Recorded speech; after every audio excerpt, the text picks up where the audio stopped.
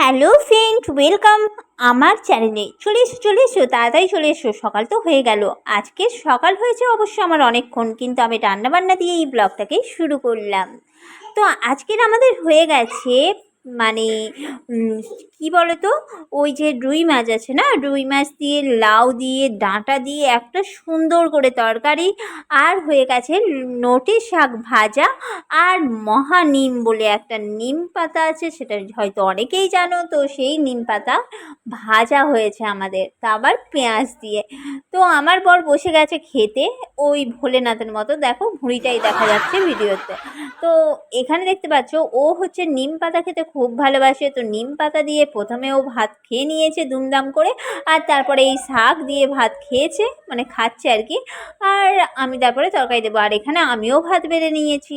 আমার মেয়ের আমি অবশ্য আমাদের খাওয়ার ভাগেই খাইয়ে দিয়েছি, কারণ ও খাওয়ার পরে ওকে আমি স্নান করিয়ে দিই, আবার অনেক সময় স্নান করে খাওয়াই। কারণ খাওয়ার পরে স্নান করানোর একটা কারণ আছে, কারণ আমার মেয়ে কী করে, খাওয়ার সময় এত সুন্দর করে নিজেকে মেকআপ করে, তো সেগুলোকে ধোয়ানোর জন্য তো পরে আমার কাজ করতেই হয়। তো সেই জন্য আমার মেয়েকে খাওয়ানোর পরেই আমি অনেক সময় স্নানটা করাই। আর আমি তো মেয়েকে 10টার মধ্যেই খাইয়ে দিই বেশিরভাগ সময়। এবার যখন আমাদের রান্না হতে দেরি হয় তো তখন দেরিতে খাই। আর এই যে দেখতে পাচ্ছ রুই মাছের ঝোলটা, সত্যি বলছি আজকে রুই মাছের ঝোলটা মন থেকে বলছি আমার ভীষণ ভালো লেগেছিল।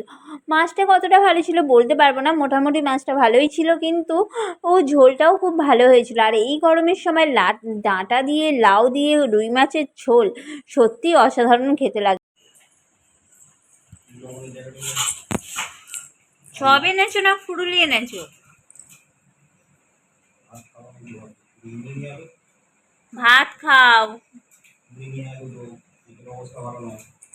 হাতের মাথা পেটের অবস্থা, ভাত খেলে কি হবে, পেটের অবস্থা ভালো না। তোমরা হয়তো ভিডিওটা দেখছো আর ভাবছো যে সকালবেলা মানে দুপুরবেলার খাওয়া দাওয়া থেকে একেবারে কি করে সন্ধ্যাবেলার খাওয়া দাওয়াতে চলে গেল। অ্যাকচুয়ালি বাকি দিনটা আমি কাটিয়েছিলাম আমার মাদের বাড়িতে, তো সেখানটা কারেন্ট ছিল না, তো চার্জ দেওয়া হয়নি ফোনে। তো বুঝতেই পারছো ভিডিও করা হয়নি।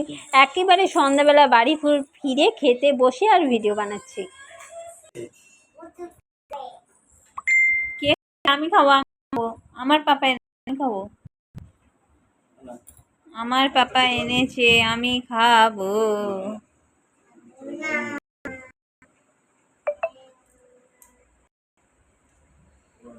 আমার পাপা এনেছে আমি খাবো, আমি খাবো। দাও আগে দাও, দাও দাও দাও। না না না না না না না, দাও একটু, দাও একটু দাও।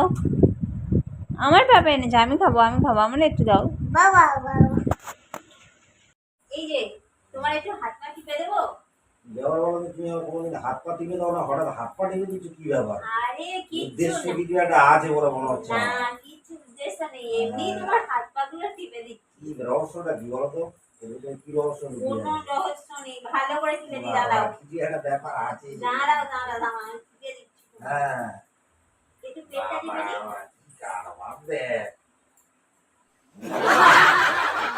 অবস্থা দেখ, জীবনে এলো না ওই দেখ মা পাপা টিপে দেয় না, যার গায়ে হাত টিপে কি উদ্দেশ্য দেয়, কি রহস্য? আদায় করার চিন্তায় আগে মনে হচ্ছে। বাবা কতদিন তোমার টিপে দিই না, তোমার কষ্ট হচ্ছে, ওই জন্য আমি ভাবলাম যে আজকে একটু টিপে দিই।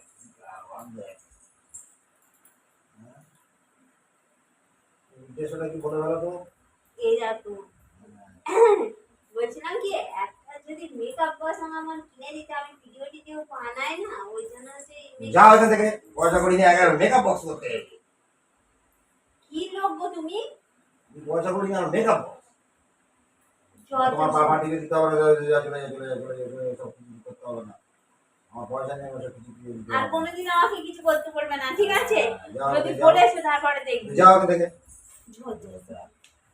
বক্স চাইতে গেলে ভীষণ বকা খেলাম, বরের কাছে মেকআপ বক্স চাইতে গিয়ে ভীষণ বকা খেয়েছি, তো মনটা একদম ভালো নেই। এই দেখো, ঠিক আছে, tata, bye bye, good night, সবাই ভালো থেকো। আর আমার ব্লগগুলো যদি ভালো লাগে একটু প্লিজ দেখো।